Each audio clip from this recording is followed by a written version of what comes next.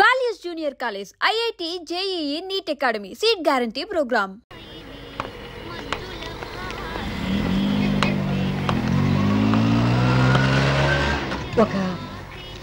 ఇవ్వండి. మిమ్మల్నేనండి. అలాగే.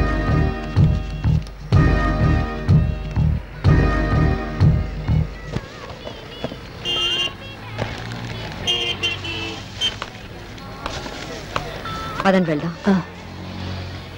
లక్ష్మి, నువ్వు మందు బాటిల్ కొనిస్తున్నావేంటి? అవునండి, మా అబ్బాయి కోసం కొని తీసుకెళ్తున్నాను. ఏంటి, కన్న కొడుకు మందు బాటిల్ కొని తీసుకెళ్తున్నావా? ఏ, మీ పిల్లల కోసం మీరు ఏమి కొని తీసుకెళ్ళరా? ఎందుకు తీసుకెళ్ళు? వాళ్ళకి ఇష్టమైన చాక్లెట్లు, ఐస్ క్రీమ్లు తీసుకెళ్తూనే ఉంటాను.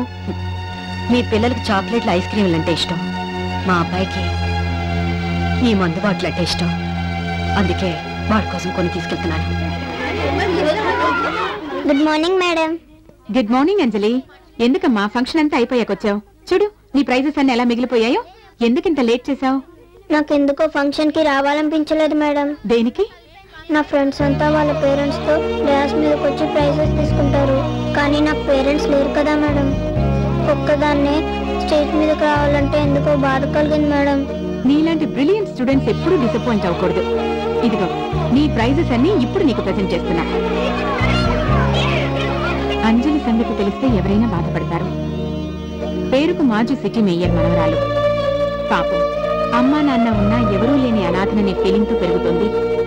వదిలేసిన అమ్మా నాన్న ఎలా ఉన్నారో తెలియదు కానీ మిగతా పిల్లల్ని చూసినప్పుడు మాత్రం అప్పుడప్పుడు అప్సెట్ అవుతుంది.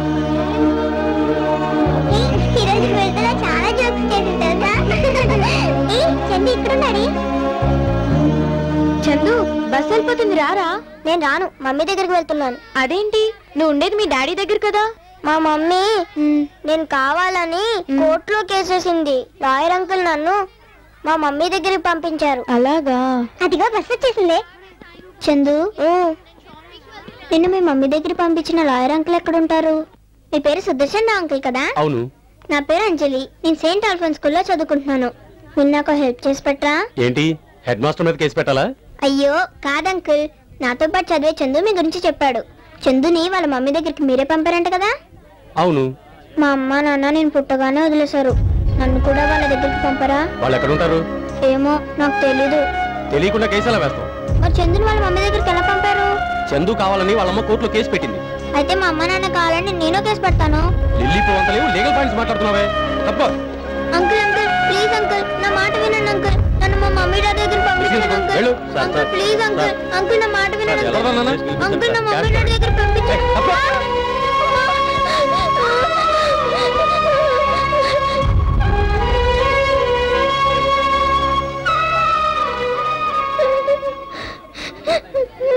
లాయర్ గారు,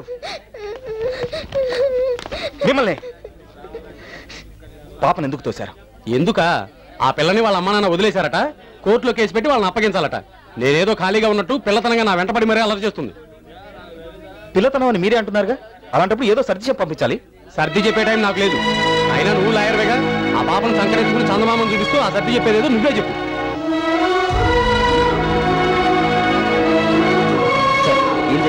మీ ఫ్రెండ్కి మంచి కేసు దొరికిందయా, మూలపడేసిన కోర్టును బయటికి తీసి దుమ్ము దులిపి రేపటి నుంచి కోర్టుకు రమ్మని చెప్పు.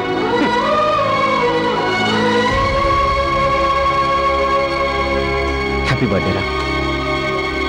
సారీ రా, నాకు విషయం చెప్పడానికి వచ్చి నువ్వు బాధపడ్డావు. పోనీలేరా, వాడికి నోరుంది కాబట్టి మాట్లాడేశాడు, మనకు చెవులున్నాయి కాబట్టి వినేశాం. నేనేం బాధపట్టలేదు, ఎందుకంటే అలవాటైపోయిందిరా.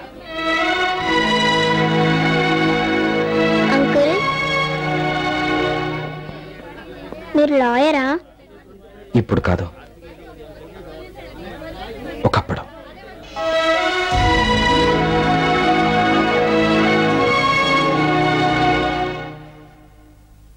Excuse me.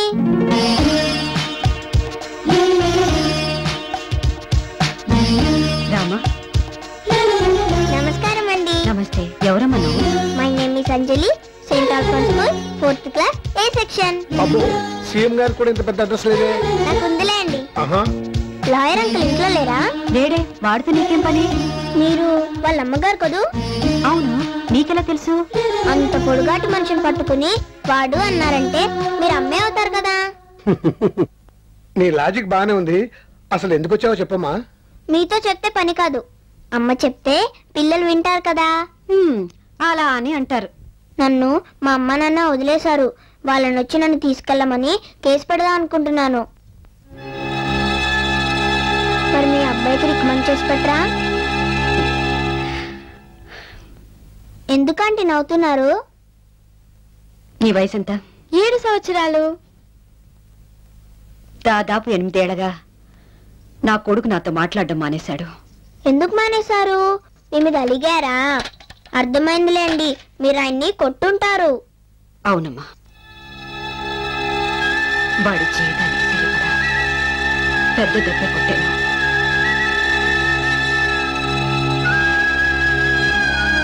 అంకుల్, మీరన్నా రికమెండ్ చేయొచ్చు కదా. నేను వాడితో మాట్లాడటం మానేశాడు. ఎందుకు? వాడు నాతో మాట్లాడటం మానేశాడు కాబట్టి. ఏంటి అంకుల్, మీరన్నా రికమెండ్ చేసి నాకు హెల్ప్ చేస్తారనుకున్నాను. అంత అదృష్టం కూడానా? ఓ పని చెయ్యి, నువ్వే వెళ్ళి వాడితో డైరెక్ట్ గా మాట్లాడు. ఎలాగా?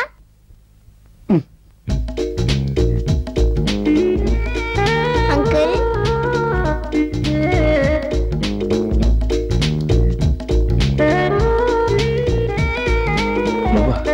నేనే. నేను మీకు గిఫ్ట్ తీసుకొచ్చాను. గిఫ్టా?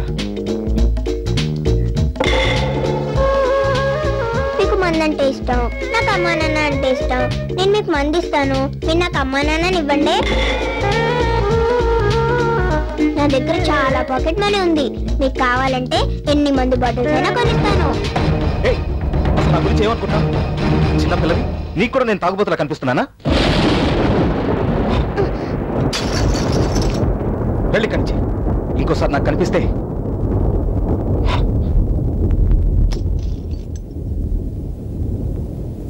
అంకుల్, వెళ్ళమని చెప్పానుగా, పోయి కనిచి.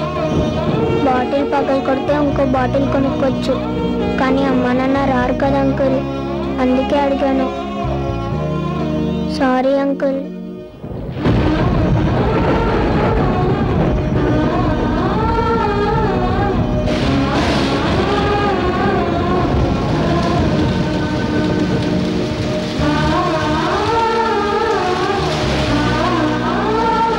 బాటిల్ పగలు కొడితే ఇంకో బాటిల్ కొనుక్కోవచ్చు, కానీ అమ్మా నాన్న రారు కదా అంకుల్.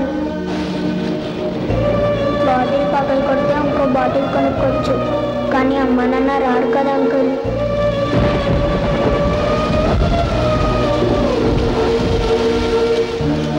అంజలి,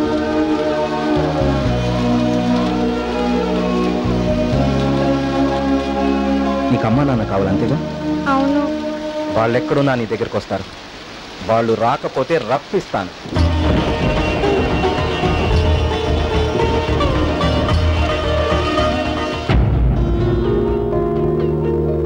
యువర్ ఆనర్, ఇప్పటి వరకు మన న్యాయస్థానాల్లో ఎన్నో రకాల కేసులు పరిష్కరించాం. ప్రజలు తమకు అన్యాయం జరుగుతున్నప్పుడు ఎంత చిన్న విషయానికైనా సరే న్యాయం కోసం పోరాడే అవకాశం కల్పించాం. కానీ ఈ పాప వేసే ప్రశ్నలకు సమాధానం మాత్రం మన చట్టంలో ఏ సెక్షన్కి లేదు యువర్ ఆనర్. ఒక భార్య భర్త బిడ్డకు జన్మనిచ్చిన తర్వాత ఆ బిడ్డని ఇష్టం లేదని నడి రోడ్డు మీద అనాథాశ్రమంలోనూ మరెక్కడో వదిలివేయటం అన్యాయం కాదా యువర్ ఆనర్? కన్నవారు ఉండి కూడా వారి ప్రేమకు నోచుకోలేక ఆ బిడ్డలు అనాథలుగా బ్రతకడం అన్యాయం కాదా యువర్ ఆనర్? ఈ అన్యాయం జరగడానికి కారకులు ఆ తల్లిదండ్రులే కాదు, మన న్యాయస్థానాలు, మన చట్టాలు, మన ప్రభుత్వాలు. నో పార్కింగ్ ప్లేస్ లో స్కూటర్ పార్క్ చేస్తేనే 50 రూపాయల ఫైన్ కట్టించే మన ప్రభుత్వం బాధ్యతలను గాలికి వదిలి పిల్లల్ని ప్లాట్ఫామ్ మీద వదిలేస్తే తల్లిదండ్రులకి ఏ శిక్ష విధిస్తోంది యువర్ ఆనర్?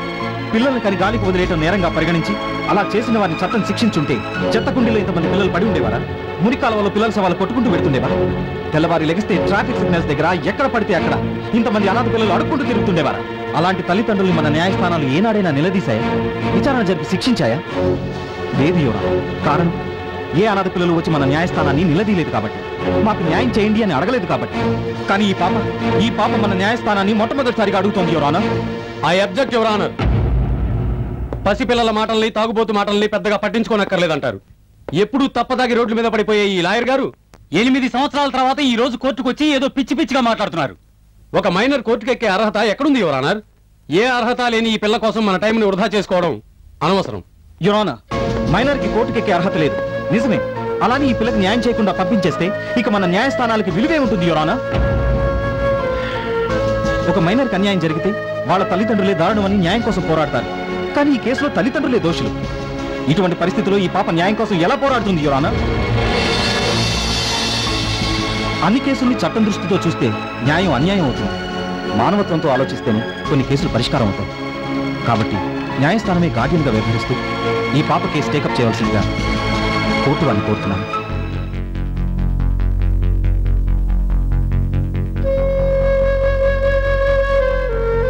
చట్టం కన్నా మానవత్వమే గొప్పది అన్న తన వాదంతో లాయర్ వేణు న్యాయస్థానాన్ని ఆలోచింపజేశాడు.